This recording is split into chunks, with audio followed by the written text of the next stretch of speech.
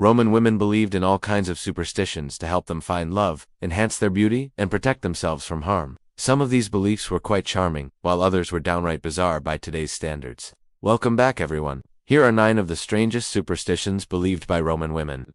Number 9. Carrying a male child was a sign of marital infidelity. In ancient Rome, it was commonly believed that if a woman gave birth to a boy first, it meant that she had slept with someone other than her husband.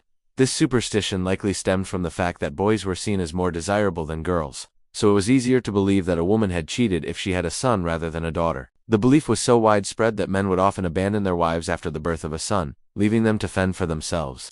Even Julius Caesar was rumored to have been abandoned by his father because he was born a boy. Can you imagine? Talk about a bad case of baby blues. Number 8. Tossing your hair over your shoulder?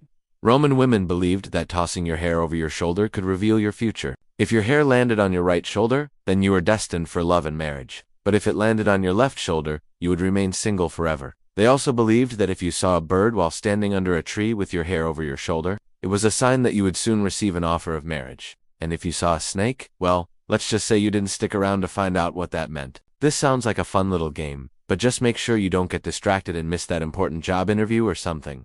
Number 7. Wearing a ring made of rue.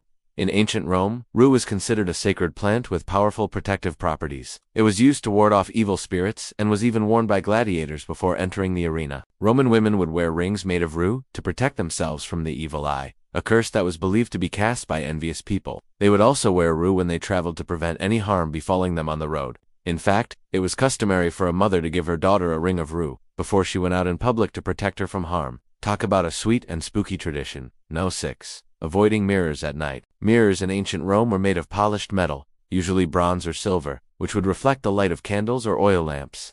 Because of this, Roman women believed that mirrors could trap the souls of those who looked into them. At night, when the lamps were lit, they believed that these souls would be released and wander the earth, causing mischief or even harm. To avoid this, they would cover their mirrors with cloth or hang them up out of sight. They also believed that mirrors should not be placed opposite each other, as this would create a portal for these souls to travel through. So maybe that's why your mom always tells you to turn off the lights before leaving the house. She probably thinks it will save you from soul-sucking vampires. Well, actually, that's probably not it. Number 5. Covering your face in public. In ancient Rome, a woman's face was her most prized possession. It was a symbol of her beauty and feminine charm, and it was also a source of power and social status. However, this beauty standard came with a catch. Roman women were expected to cover up in public to protect their beauty from being seen by others.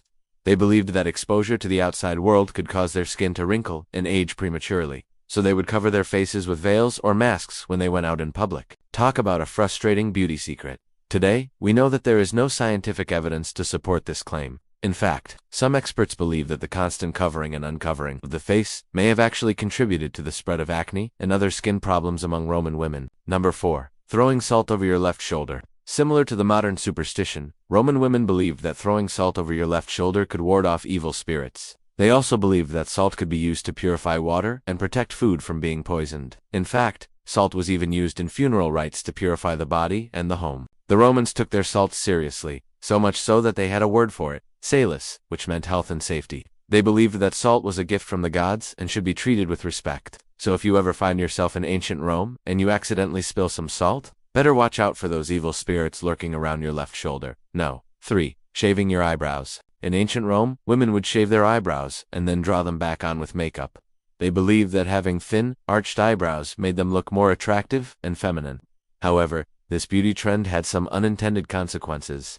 By removing their natural eyebrows, Roman women were essentially giving themselves a permanent frown. Talk about a buzzkill. Fortunately, this trend eventually fell out of style, and women were free to let their natural brows do the talking. No. 2. Sleeping with a cat. In ancient Rome, cats were seen as magical creatures that could bring good luck and fortune to their owners.